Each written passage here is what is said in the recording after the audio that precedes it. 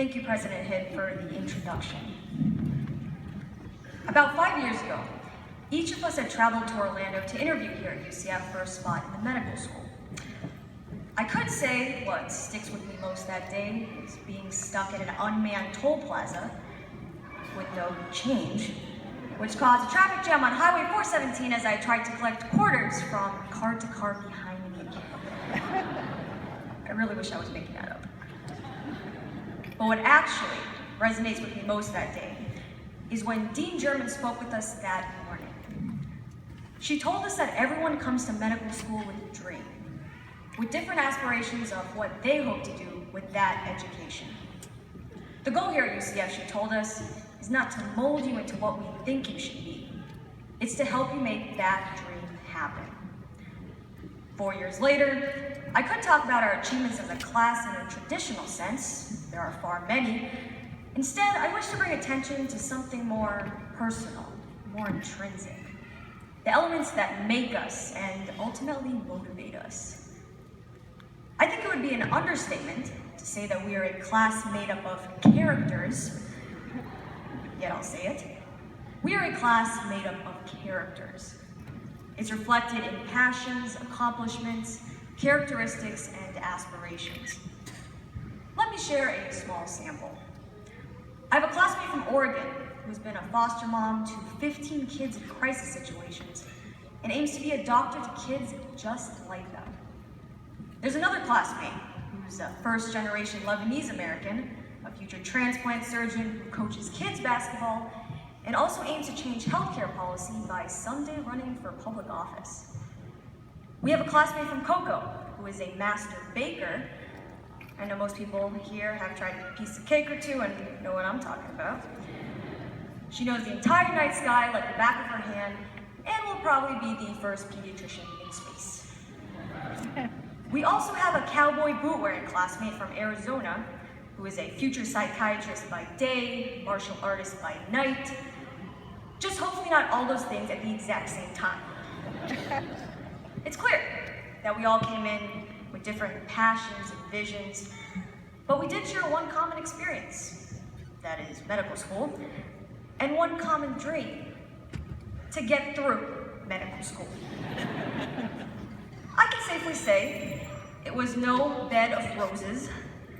The hours challenge your stamina, the volume defies your brain capacity, attending physicians question your competence to do anything.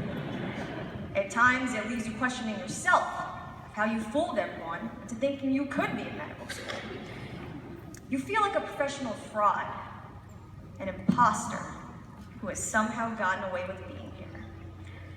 As Dr. Mike Myers put it, at any time, I still expect that the no talent police will come and arrest me.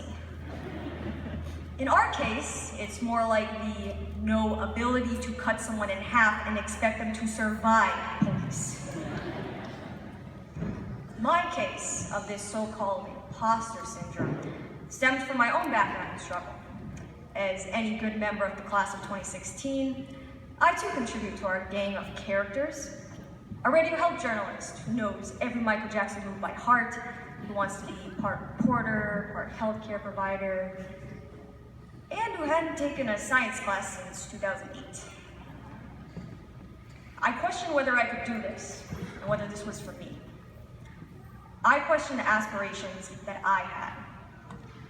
But as William Shakespeare wrote, our doubts are traitors and make us lose the good we oft might win by fearing to attempt. Yet we attempted, and here we are, diplomas in hand, MDs, the backs of our names, walking into the dust with arms raised high, beaten up, but triumphant, like Rocky Balboa. Remember that, as Dr. Martin Luther King Jr. once said, if you can't fly, then run. If you can't run, then walk.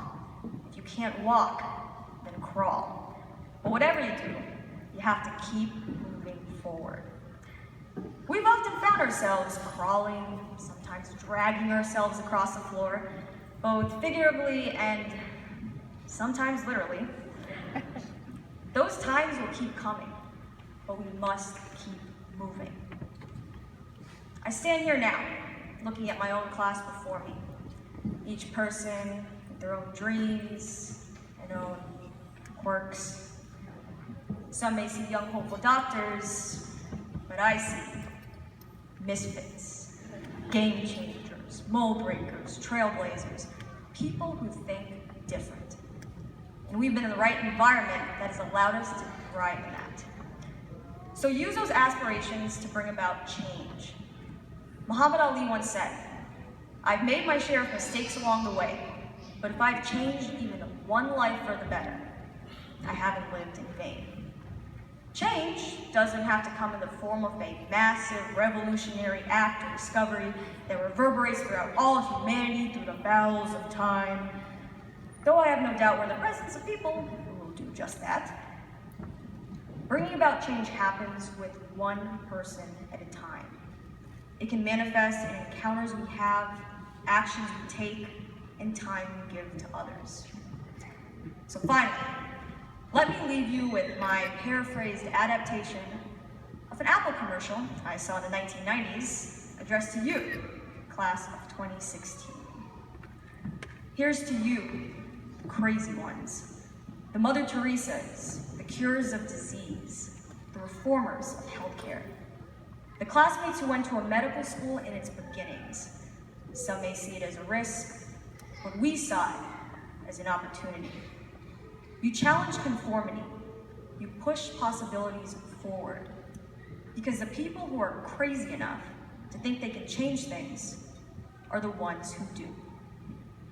I stand here now forever grateful to you, my colleagues and friends, as well as the faculty and mentors for this incredible experience and route to whatever we hope to accomplish.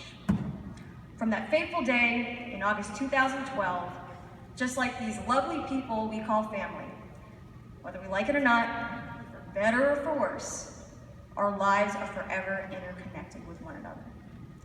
So until next time, because there will be a next time, keep the quirks, stay hungry, think different, keep giving. Thank you, congratulations, good luck.